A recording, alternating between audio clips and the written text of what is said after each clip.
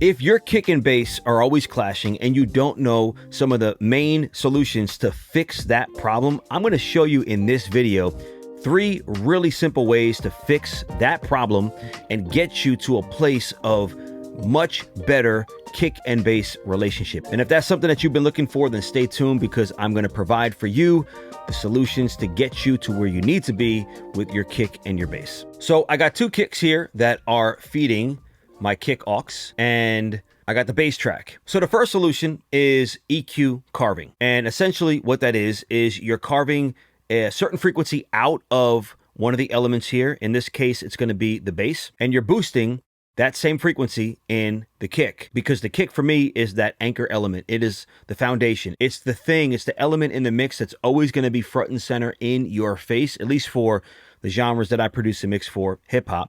So that's going to be the most important element to me, and everything else is going to work around that, even the bass. But the kick and the bass are different because we're trying to create space between the two, but then kind of bring them together to enhance their relationship, to make them kind of one whole thing, to create the low end, where the kick is like the transient, the attack of the low end, and then the bass is like the sustain of the low end. But first we have to create that separation so you can hear the punch and the attack of the kick drum, and then you hear the sustain of the bass.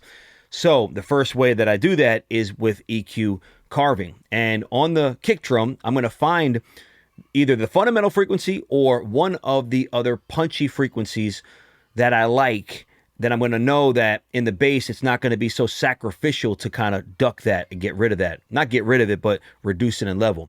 So the kick drum here, what I used is the bark of dog, and this is just a high pass filter. You can either use a bell-shaped curve on a regular parametric EQ and boost up 60 hertz or 80 hertz by a couple dB. And on the bass, you can apply that same EQ and just reduce that frequency. That's kind of the idea. But here, what I wanted to do was roll off and attenuate all the frequencies below the one that I chose, which is then going to allow me to boost up or let the bass naturally live in those frequencies. So on a kick drum, I decided to boost up 80 hertz. So I rolled off everything here. This is the high pass filter up to 80 hertz.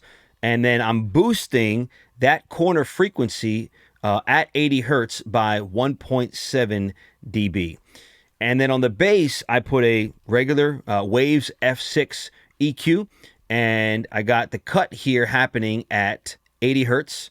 So exactly where I boosted the kick drum, I got it cut by 5 dB. You could also add more EQ nodes here and enhance this even more by boosting up like the harmonics of the kick drum. So 80 hertz, 160, or whatever other frequencies that you think are going to be good, and then go back and reduce those on the bass to even give you more separation, which might work out well for like playback on smaller speakers, because now you're kind of getting into the frequency range that those speakers can reproduce. So your kick will be heard more in your bass as well. So that's EQ carving, and that's the first step that I do to apply separation between the kick and bass. The second process that I implement here is going to be ducking. And all I'm doing is when the kick hits, the bass ducks and gets out of its way. And that's where I'm going to be pretty heavy-handed, because I really want my kick to hit, and I don't want the bass to be interacting at all. But I don't want it to be so separated where it's so pumpy that you hear the kick and then you hear the bass. I want some relationship, but I really like the sound of the kick being dominant and then the bass coming in really fast and just sustaining that. And quickly to note, on the bass, I also applied a bark of dog as well, and I have the frequency set at 30 hertz. I got a 1.5 dB boost. That's now rolling off everything below 30 gently. It's just attenuating those frequencies a little bit, and I'm giving it a boost. So now I'm creating my own frequency pocket with the bass. I could go back to the kick and apply an F6, find 30 hertz, cut that by 5 dB as well. That frequency range was being attenuated from the roll off here, but you can still further maybe reduce that particular frequency and get more separation. So that's another way to do it as well. So going back to the ducking solution, what I use for ducking first is this Kickstart 2. I will send the kick drum via a bus to the sidechain of the plugin. So every time the kick drum hits, the bass will duck in volume. And this is what it sounds like before.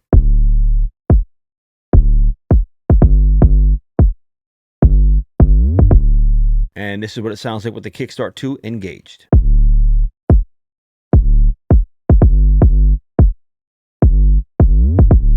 Sounds great to me. What I like to do to even enhance that solution even more is I put on Soothe. Now, I use Soothe because I feel it is very, very fast, and it creates a very transparent, not very noticeable effect to really get the bass out of the way. But this in combination with Kickstart 2 or any compressor really that has the sidechain capability to duck, you know, when the kick drum hits, but Kickstart 2 works for me. But with Soothe, I will, again, it's going to receive the kick drum via the sidechain here.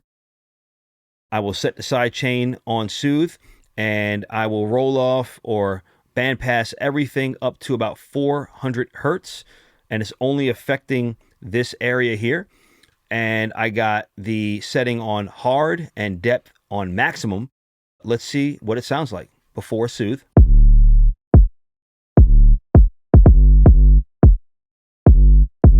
After.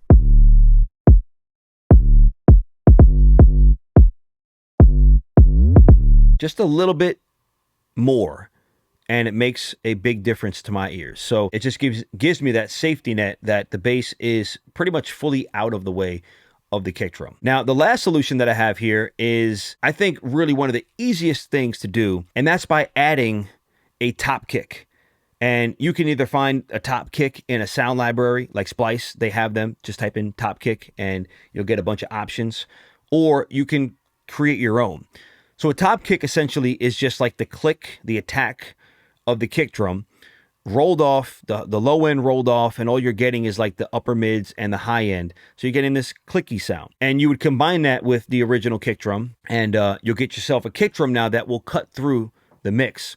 So not only will it cut through the mix, it will provide more separation from the bass because the bass won't necessarily have that particular top end in it. So it will lift the kick above the bass. But like I said, it also makes it cut through the mix. So it's a double-edged sword that I use all the time. But this method here, instead of finding in a library the perfect top kick, which then you may have to go back and, you know, time align it, phase and all of that stuff because it's a completely different sample. What I do is I will duplicate the main kick drum, create its own track, top kick, and I will roll off. So this is the same kick drum as right here. These two are the same. And I'll put on an EQ. I'll roll off everything up to 800 hertz. This is like the perfect frequency for me because you get the knock of the kick still there. I mean, you're rolling it off, right? And you're still getting like these frequencies. They're just attenuated. So you get that knock of the kick without all the sub, and you're getting the upper mids and the highs from the kick drum. And then what I do is I saturate it fully. I'll put on Saturn. Any saturation plugin will work. Warm tube, warm tape, doesn't matter. Fully mixed and drive up 100%. And this is what the kick sounds like by itself. First, without the top kick. With the processing. Now, here's the kick by itself again with the top kick. See how it just added that top end, that crunch? That crunch is going to get your kick drum to be more prominent. So now your ear in a busy mix and even over the bass, you can pick out and perceive the kick. Because those frequencies and the harmonics that were generated from the tape saturation and the roll-off, your ear can pick those up a lot easier than something at 60 or 80 hertz. So people fight to get their kick to hit harder or be more heard in the mix by boosting up more 60, more 80. And all of that's doing is it's going to overload your speakers in your playback system, your car. It's going to sound too bassy now. So instead of trying to treat further that low-end area, try treating the upper mids and getting more bite, more crunch out of your kick drum. It's going to, the low end is still going to be intact. You still got that good low-end relationship now with the kick and bass, now you have some upper harmonics that are going to make the kick more intelligible in a busy mix or any mix. It's just always going to make the kick more intelligible. So now that we got these three processes added, we're going to play everything without the processing and then after and see if it made a big difference. So here's the full mix without any plugins added.